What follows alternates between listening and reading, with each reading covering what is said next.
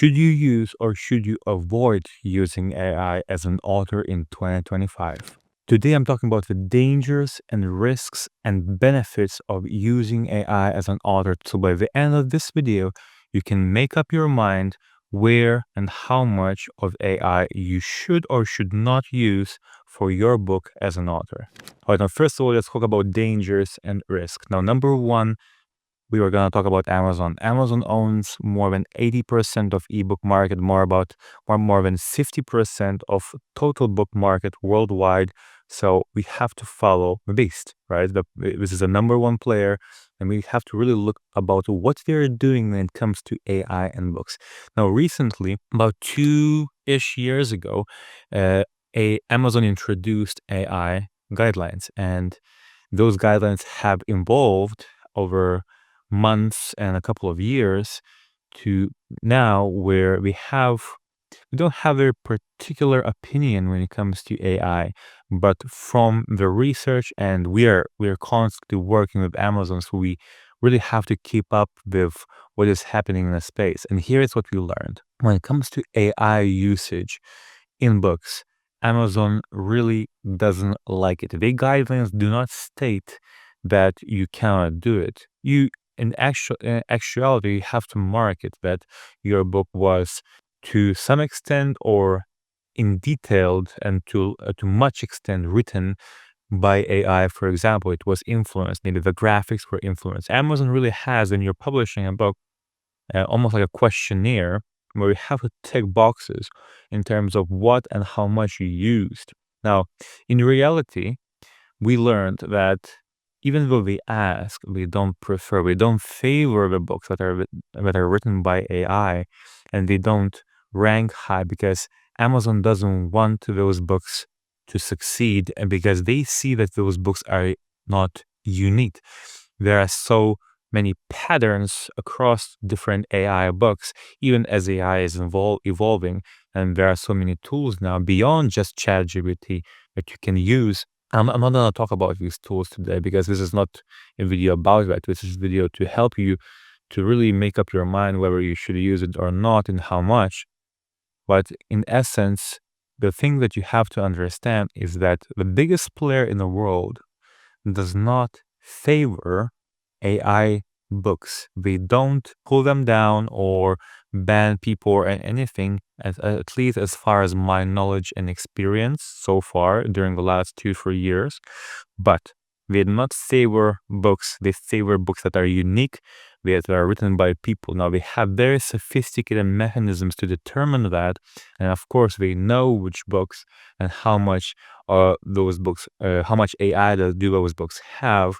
So you cannot really hide it or say, well, it wasn't really the case. They know what's happening, so you have to be careful about it. And as a matter of fact, my suggestion would be to not use it at all and not risk it. Because I'm going to get to point number 2 where you're going to understand exactly why this is my suggestion.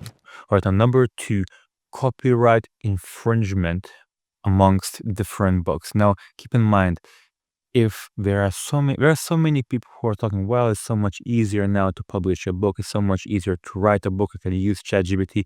Yeah, everybody's thinking like that. You are not alone. There are hundreds of thousands of people who are thinking, well, let me just use ChatGPT or the other tool to write the whole book for me. And I'm just gonna ask ChatGPT, okay, make it unique, use these points, etc., etc. There are so many people who are asking for the same things. You are indifferent. Now, this is what you have to understand. AI is a tool, is a technology that absorbs information and gives answers to people.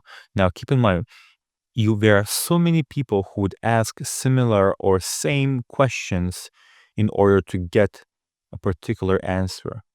What are the chances that you, maybe over 10 people like you, or maybe even just one person like you who thinks similarly, asked about something similar and got the same answer written the same way, or at least in a similar way? And that is happening even before your book is published. There are so many authors, right?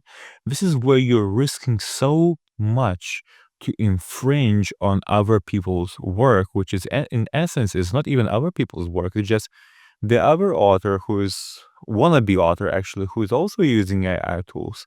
And we learned that it's not worth that risk because once you this is another uh, play that you don't want to play. You don't want to infringe of other people's work because if you violate something like that, I'm not even talking about the law here. I'm talking about Amazon, for example. If Amazon detects at least some level, which is significant enough of copyright infringement, you will never be able to get your book back on Amazon, right? Which is the biggest, as we discussed, the biggest player in the world. 50% plus of all books are sold on Amazon.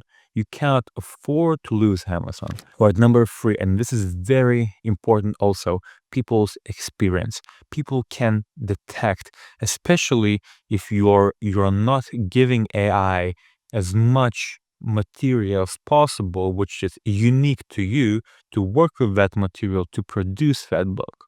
And people can detect immediately, especially if those not everybody, but those people who actually read the book, those people who are gonna read the book, they're gonna see, at least at this stage, and I think it's gonna remain for quite a few years to come, where people are able to detect and see, well, this book is strange. It might seem to be written by AI. And no, listen to this.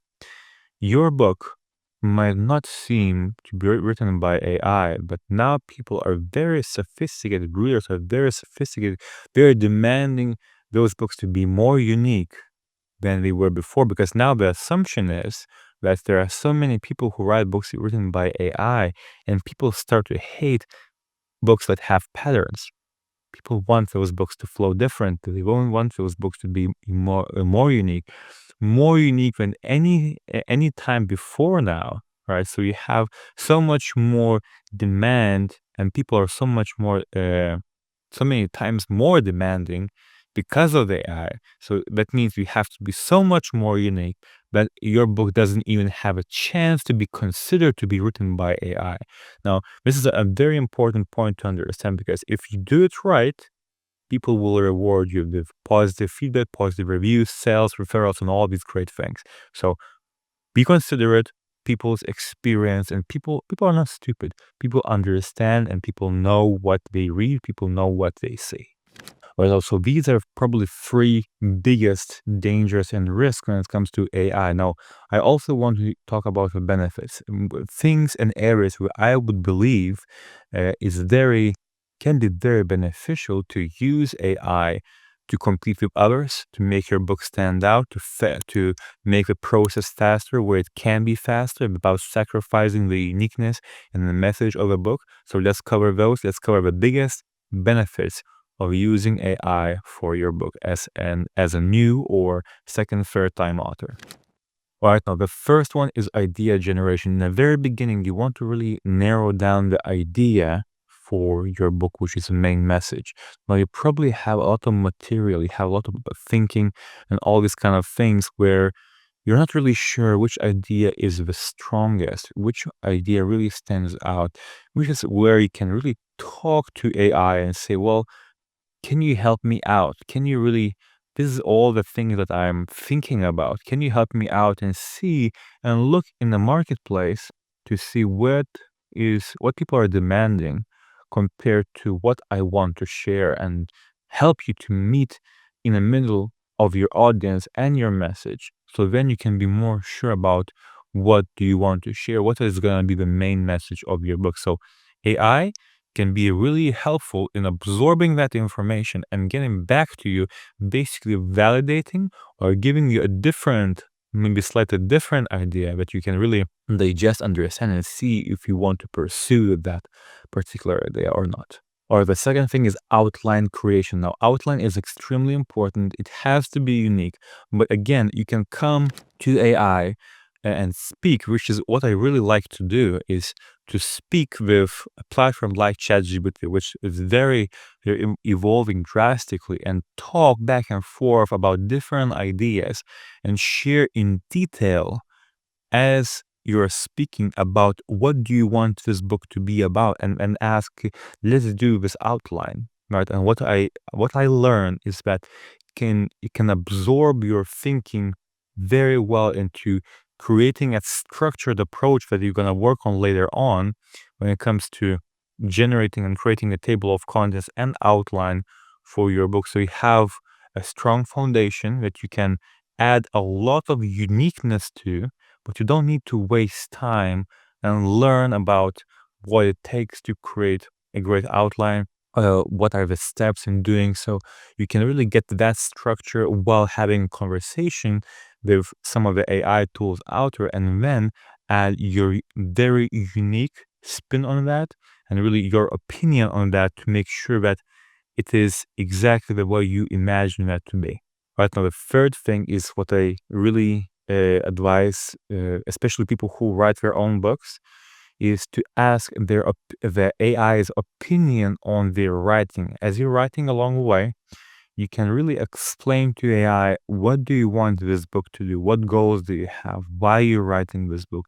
And give them the material that you wrote and say, what is your opinion about it? Can you criticize it? Can you tell me good and bad things about it? So then you can think and interpret that feedback and see, are these valid points? Would you like to make these changes? And of course, you're gonna make the changes yourself, because you're gonna write it, or maybe you're working with a ghostwriter, for example. Maybe you're working with a company like ours, where we help people with writing, and we actually write things for them. But that's not the point. The point is that you can work with AI and ask for their feedback, and AI is extremely well with giving constructive, unbiased criticism when it comes to writing. So you can really benefit from that without uh, having the risk of infringement or anything that we talked about previously.